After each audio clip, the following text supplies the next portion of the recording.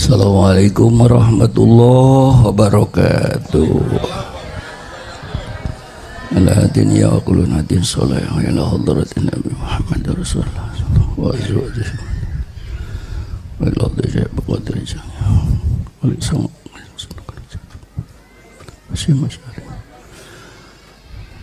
Al-Fatihah. Bismillahirrahmanirrahim. Alhamdulillah rabbil alamin arrahmanir rahim maliki yaumiddin. Iyyaka na'budu wa iyyaka nasta'in.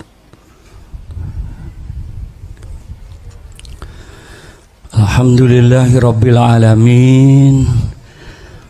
Wassalatu wassalamu ala asrofil anbiya'i wal mursalin sayyidina maulana Muhammadin wa ala alihi wa sahbihi ajma'in. Rabbi shrah li sadri wa yassir li amri wa hlul 'uqdatam min lisani yafqahu qawli, amma ba'd.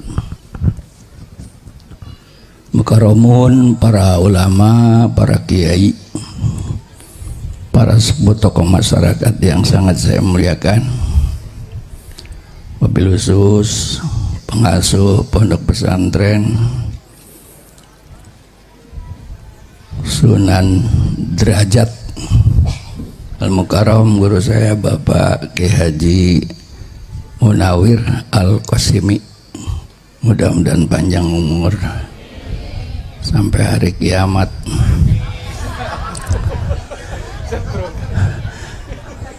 dan husnul khotimah,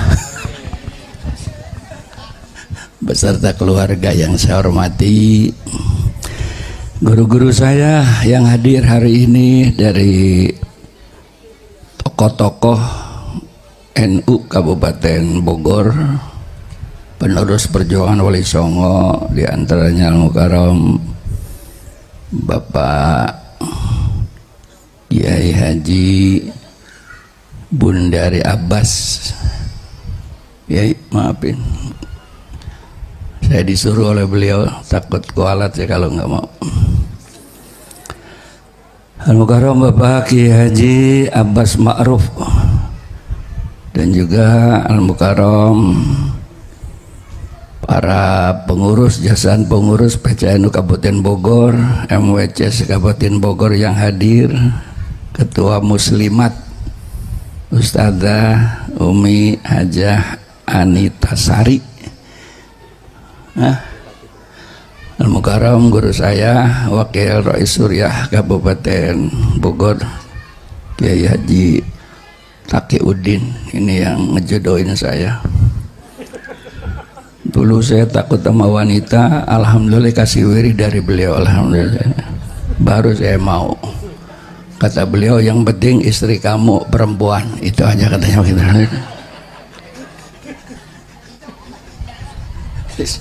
Nah itu guru saya tuh, dulu saya goblok banget sama perempuan dulu.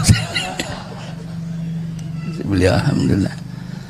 Ada anak guru saya Kiai Nasrullah, ketua apa sih dia, ketua Suriah, bukan Muhammadiyah, bukan, Rais Suriah yang saya hormati. Para sepuh tokoh masyarakat, bapak-bapak, ibu-ibu, warga Nahdien, Nahdiat, calon-calon penghuni surga yang saya hormati. Saya sebetulnya sudah dapat amanah, saya ini kurang semangat kalau ceramah di depan orang-orang NU, karena dianggap udah bener semua.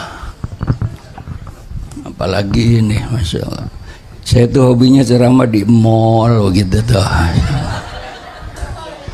di Habib hobi tuh saya tuh. Nah ini kan percuma, ngapain nasihatin orang udah bener, ngapain. Tapi karena transport udah disiapin, ya saya datang juga dah. Gak ada.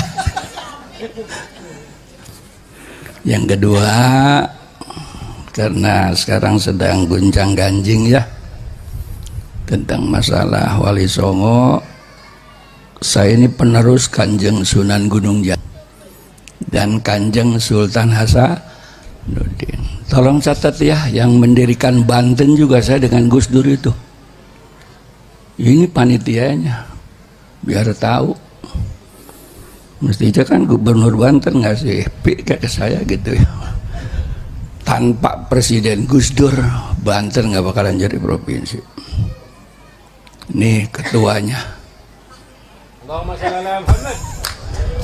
Ini ketuanya ini. Insyaallah.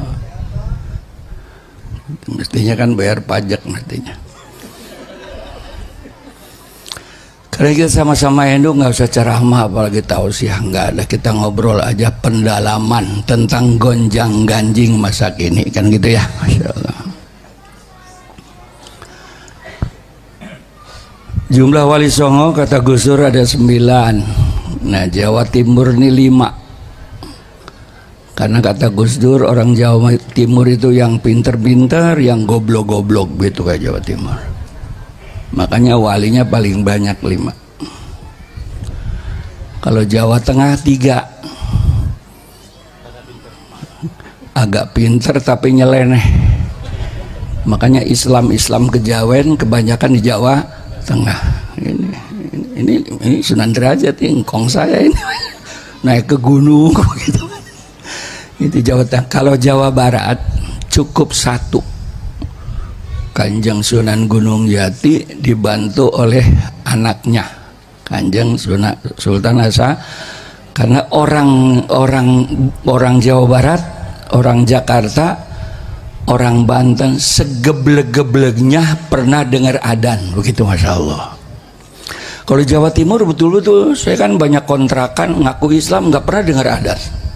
Setelah Jakarta baru dengar adzan. Jadi kalau Jawa Barat cukup 1 dengan anaknya. Nah, ini biar tahu ya. Dah segini aja ya. Nah, saya ini cucunya Kang Said, juga cucunya. Cuman saya nggak boleh ngomong dulu, biar yang muda-muda yang berantem gitu. Yang muda kalah baru kakeknya begitu, Mas. Ngapain gua ngedidik capek-capek, kita turun-turun juga begitu. Satu orang aja nggak bisa jawab. Nah semua wali songo punya kelebihan masing-masing. Karena kita di Jawa Barat ada wasiat dari Kanjeng Sunan Gunung Jati yang terkenal, yang harus diamalkan oleh orang Jawa Barat, orang Banten, orang Jakarta. Makanya Banten, Jakarta, Jawa Barat, Demak itu satu kesatuan yang tidak bisa dipisahkan. Yang nyerbu dulu Portugis itu kan dari Demak, Cirebon dan Banten. Makanya kemarin saya rapat di Betawi. Mestinya jangan ngomong Betawi mestinya. Kan waktu nyerbu Portugis dari Banten kan ngomongnya Sunda. Nah sampai di Tanjung Priok bau tai begitu. Ini orang-orang Banten nih terkenalnya Betawi padahal aslinya bau tai begitu, Masya Allah. Makanya orang bukan, emang benar. Ini kan Sunan Gunung Jati biar ngerti. Ini sejarahnya begitu. Bau tai Betawi. Yang bagus apa? Kalau menurut Sunan Gunung Jati bukan Betawi, bukan, Jayakarta.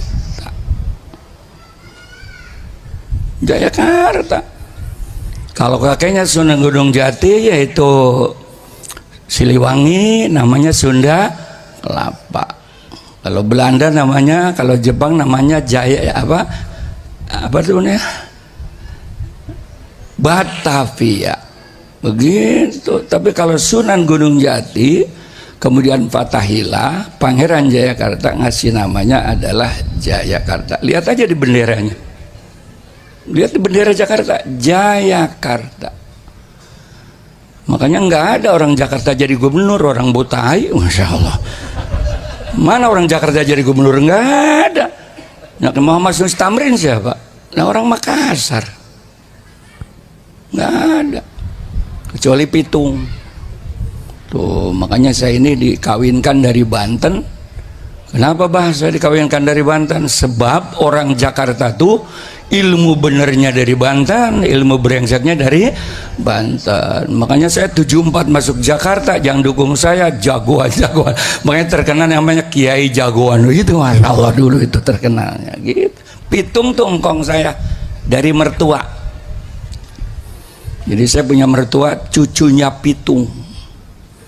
Makanya takut banget sama istri, takut banget.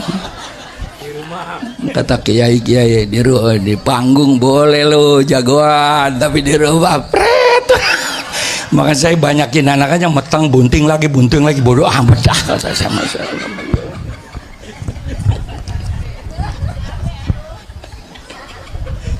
Ya pantas ini mah mana anaknya banyak kan sarungan mulu kiai sadem. Makanya kiai mah kiai ini nggak ada yang kondor, nggak ada. Memang kenapa? Sirkulasi udara itu penting marah. Oh, ciri khas. Dan segini aja ya. Yang ngomongin ngapain? Ada wasiat yang harus diamalkan oleh orang Jawa Barat, Banten, Jakarta. Ingsun titip tajuk karo anak yatim. Ini wasiat Gunung Jati nih. Sultan Sunan Derajat juga punya wasiat, sama punya. Kalau Kanjeng Sunan Gunung Jati wasiatnya dua tuh aja. Ingsun titip tajuk karo anak yatim. Gitu, itu wasiat tuh kalau ngaku Kanjeng Sunan Gunung Jati. Artinya aku titipkan masjid dan anak yatim. Kenapa masjid? Kanjeng Sunan menafsirkan. Yang pertama, masjid merupakan tempat untuk pembinaan keimanan kepada la ilaha illallah. Ini masjid. Setelah masjidnya maju oleh Wali Songo, kemudian ada pesantren. Jadi lembaga pendidikan tertua di Indonesia bukan SD, bukan SMP, bukan SMA, tapi adalah pondok pesantren. Tanpa Wali Songo nggak ada pesantren. Alhamdulillah saya termasuk panglima. Alhamdulillah Bapak Presiden tanda tangan undang-undang pondok pesantren. Ini biar tahu ya. Muktamar kemarin di Lampung itu rencananya Pak Presiden tidak akan diundang karena belum mau tanda tangan undang-undang pondok pesantren. Bahkan NU tidak akan minta dana kepada pemerintah, makanya kita mengumpulkan namanya dana koin muktamar. Ingat nggak tuh koin muktamar? Nggak akan minta, nggak. Ini sejarah. Karena tidak mau tanda tangan untuk pesan. Alhamdulillah pendekatan ulama-ulama. Akhirnya Bapak Presiden Jokowi tanda tangan undang-undang pesantren. Tanpa pesantren nggak bakalan ada NKRI. Tanpa Mbah Hasyim Asy'ari nggak bakalan ada Pancasila. Untuk melahirkan Pancasila aja 40 hari 40 malam Mbah Hasyim Asy'ari istikharah 40 hari 40 malam. Tanpa NU nggak ada NKRI.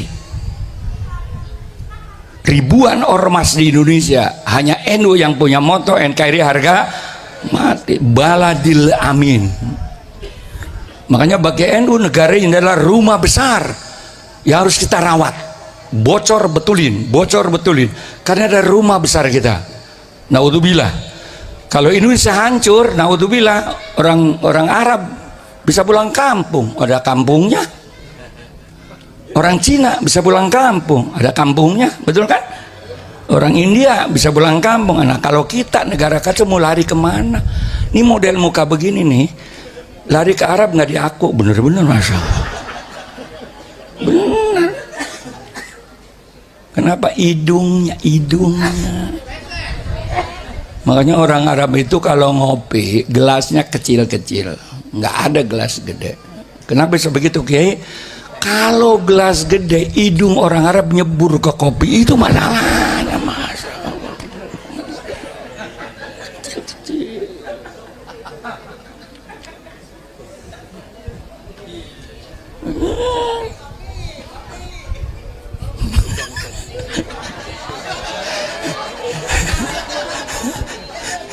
Ini kalau sama-sama Wali Songo ngerti gitu.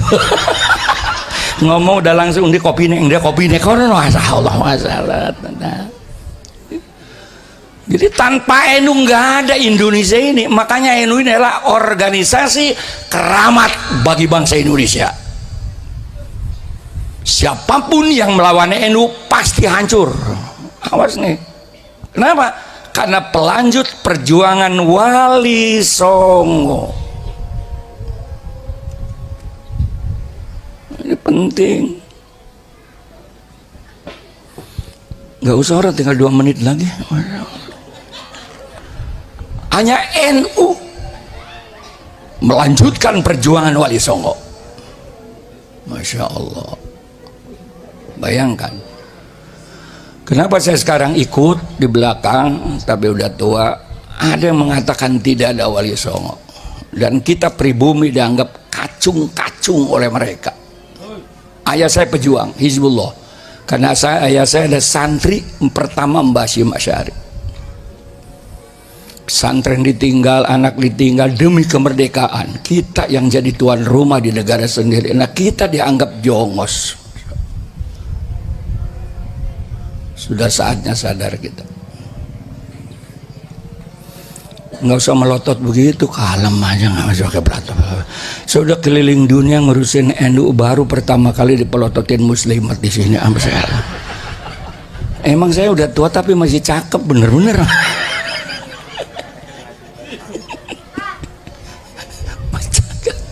Ini gara-gara ngurusin NU. Saya anak 9 dari 11. Biar profesor doktor saya nggak boleh makan uang dari negara. Makanya saya ngomelin pejabat siapapun, no problem. Dan mestinya kemarin tuh wapres saya mestinya. Karena kan roh Isamnya kan Ki Ma'ruf, saya kan wakilnya ya.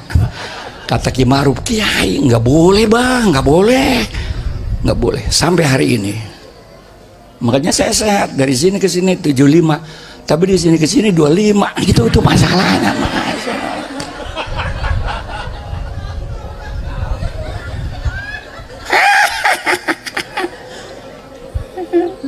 Saya kalau mau jadi menteri mah dari dulu, apalagi zaman Gus Dur suruh milih. Itu kebahagiaan saya. Kita merdeka pengen enak, sekarang Masya Allah. Betul. Begitu Pak Presiden tanda tangan pidato, Masya Allah, tahun 2030 saya berharap yang mimpin Indonesia adalah alumni pondok pesantren. Lihat ada di YouTube sampai sekarang. Dan tentara polisi wajib menerima alumni pondok pesantren yang hafal Quran. Kenapa? Karena moralitas akhlak. Ada di YouTube, masih ada itu. Ternyata setelah diskusi dengan kita, pernah ada masukan dari luar negeri. Pernah ada masukan.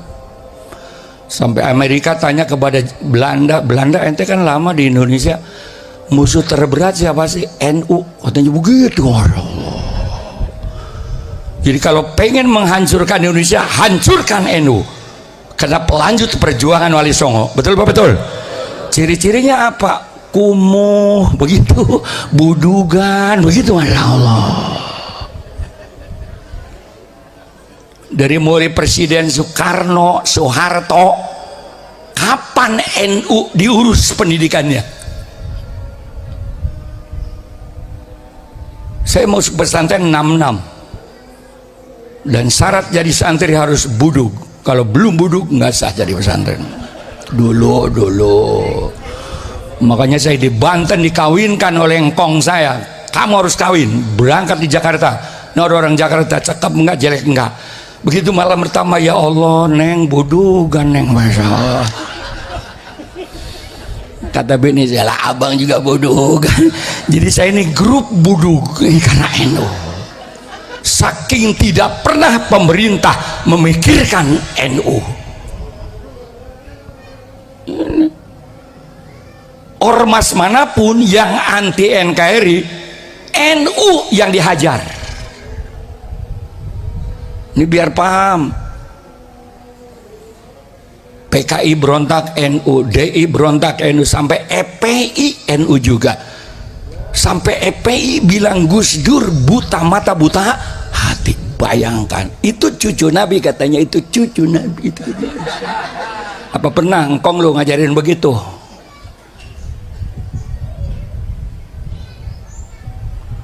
Masih yang begitu mau ditiru juga. Undanglah kiai-kiai kampung yang jelas ketahuan. Kalau ada duit untuk pesantren, betul-betul. Kenapa ngundang yang lain-lain? Setan banget loh. Ini saya ngomong apa sih ini ya?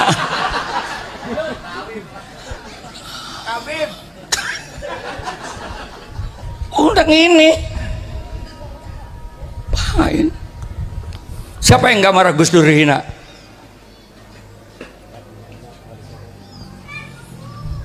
Walisong gak punya anak, gua cucunya goblok. Makanya keren begini. Karena cucu Kanjeng Sunan Gunung Jati dan juga cucu dari Siliwangi. Kalau nggak turun begini nggak keren begini, Masya Allah. Itu emang saya biar galak kayak apa, emang udah sunatullah sama bini, udah ngeri banget bawaannya, ngeri banget. Sayyidina Umar kan begitu, Sayyidina Umar ya galak banget depan bininya mau begini, ya itu saya itu malah. Makanya saya banyakin anak aja, beranak lagi beranak, bodoh amat kata saya.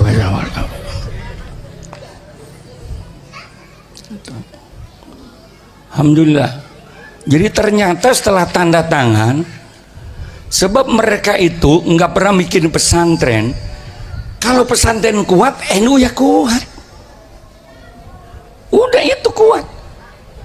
Makanya oleh Soeharto 32 tahun NU diobok-obok tetap jaya dan kuat. Karena kekuatan NU bukan di atas tapi di bawah.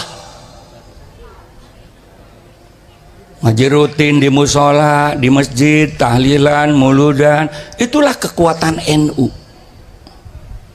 Insyaallah. Kalau Muhammadiyah digituin oleh Soeharto 2 tahun juga habis. Makanya kenapa Soeharto kan Muhammadiyah kaya raya?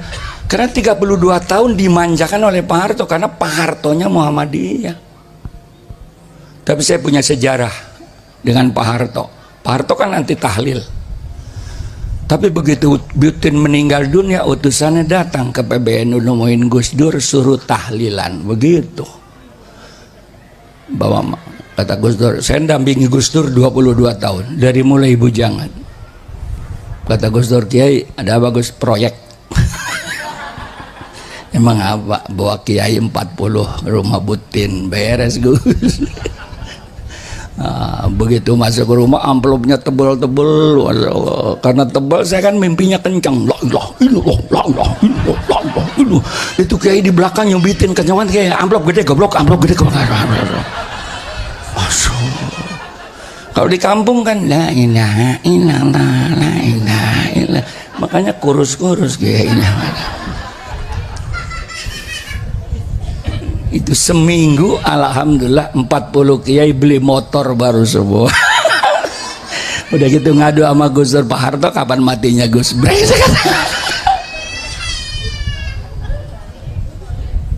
Proyek.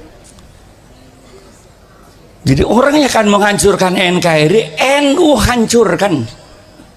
Makanya Gus Dur mengatakan, idza sholahatil NU sholahatil NKRI wa idza fasadatil NU fasadatil NKRI. Gus Dur nih fatwanya. Kalau NU kuat, NKRI kuat. Kalau NU hancur, NKRI hancur. Kenapa? Karena baladil amin, NKRI harga mati bagi NU.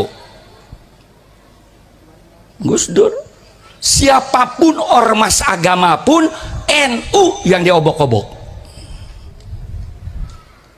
Tolong, kita harus sadar betul nih. NU sampai hari ini. Sekarang udah mendingan sekarang. Zaman saya dulu, Masya Allah, tembak. Dulu waktu muda saya ditembak nggak mempan, itu waktu muda. Waktu bener-bener itu. Makanya Kang Said tahu banget waktu tembak ngebul dulu itu Kang Said tahu banget. Dan itu menyaksikan. Karena saya punya guru suruh mandi. Begitu pulang, ya Allah sama bini, bang ngopi, duit kagak ada. Begitu yang saya wangat mas, bini ku tabok juga nih, masya Allah. Ini penting dulu bela NU, sebab kata ayah saya, musuh kamu dua. Satu yang merusak NKRI, yang kedua yang akan menghancurkan NU. Kalau pengurus NU Anda nggak benar, nggak usah turun tangan, doain aja begitu. Kata ayah saya begitu. Tapi coba-coba NU-nya, nih manusianya paling depan. Kalau pengurus NU-nya sih bodo amat, ya oknum kan gitu ya. Tapi coba-coba NU nasi uduk, masya Allah. Ada oknum kiai di Jakarta ngomong begitu, langsung saya paranin di panggung, saya angkat pakai izin. NU nasi uduk, astagfirullah.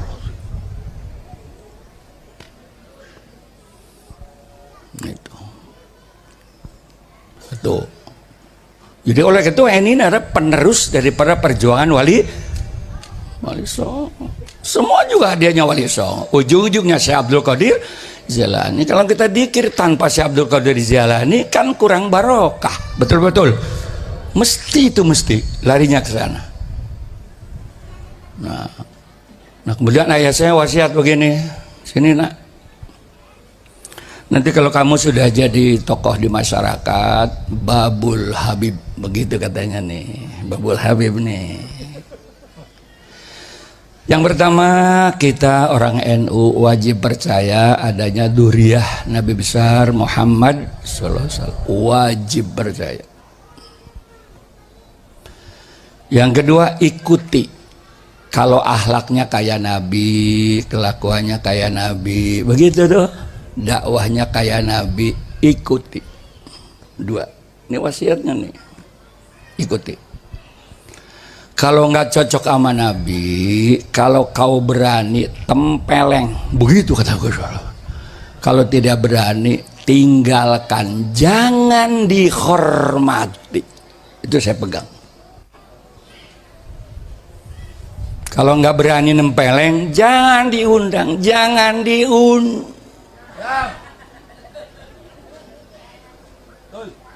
Udah itu patokan kita, betul apa betul? Nah kalau yang benar mah jangankan Nabi, Duriyah Nabi, monyet kalau ngomong judi online hukumnya haram, ikutin itu walaupun monyet. Atau rakyat jangan judi online, kata kambing nih. Kenapa? Karena sudah diwakili oleh DPR MPR, begitu. Allah. Jadi perwakilan DPR MPR adalah perwakilan judi online. Ini yang ngomong kambing, ikuti. Itu wasiat sama saya. Itulah yang saya pakai sampai sekarang.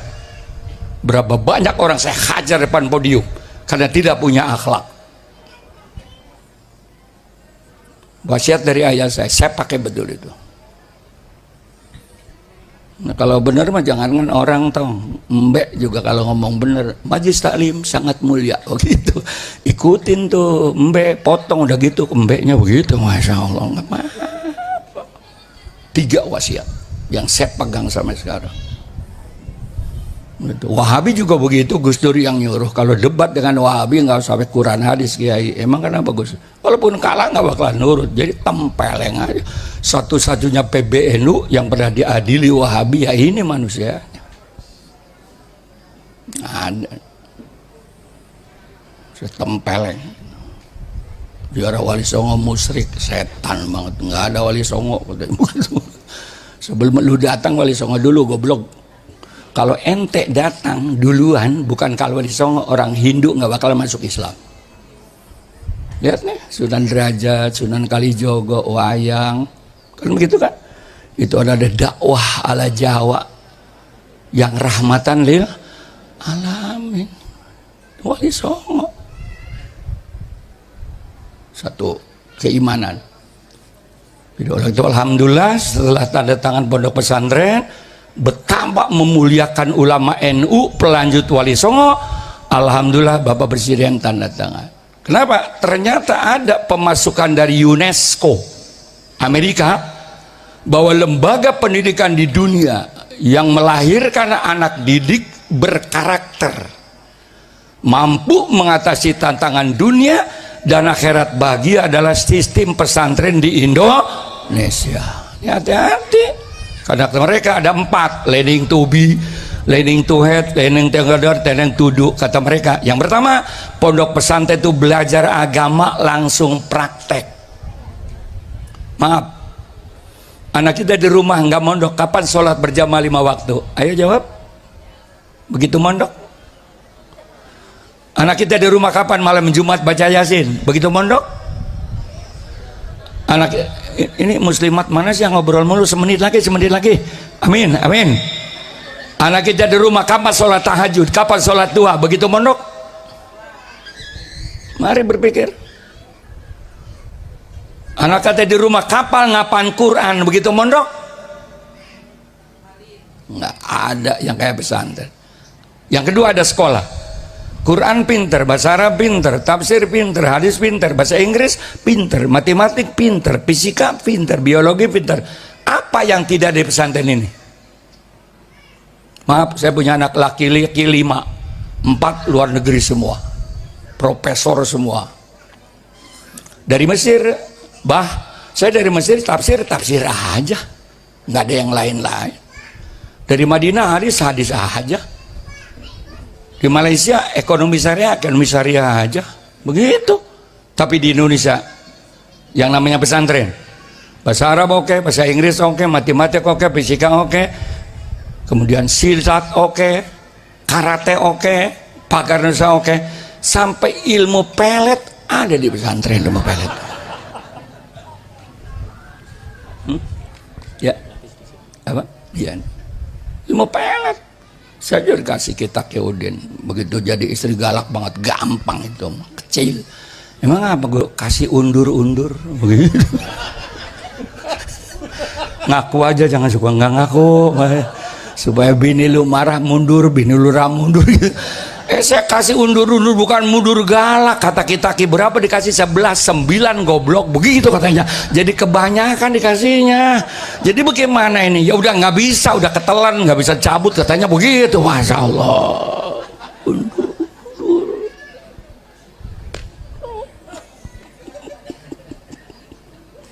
Kitaki. Apa yang tidak ada di pesantren? Apa yang tidak ada? Begitu tamat pesantren, apa yang tidak bisa? Karena kesempatan nggak dikasih. Bicara politik yes, ekonomi yes, agama yes, umum yes, betul. Apa yang tidak bisa alumni pesantren? Contohnya saya. Nggak ada. Makanya salut sama pesantren Sunan Derajat. Siapa saja yang mondok di sini, yaitu masuk pesantren sini gratis, masuk pesantren sini gratis, masuk pesantren sini gratis, masuk.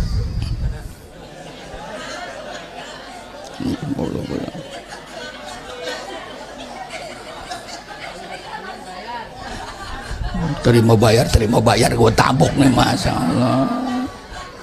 Lah kencing juga bayar.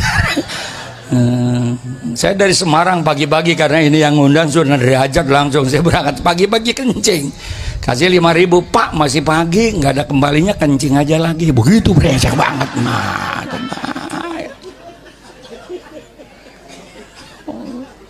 Tapi untuk di sini benar, selama mukim di sini gratis, ya gratis ya. Yang sekolah gratis, yang mondok hanya untuk makan. Kalau menurut saran saya dan ulama-ulama sepuh, untuk menyelamatkan NU masa depan dan NKRI, sebaiknya anak NU wajib mondok. Kenapa? Pengaruhnya fun, food, fashion. Nih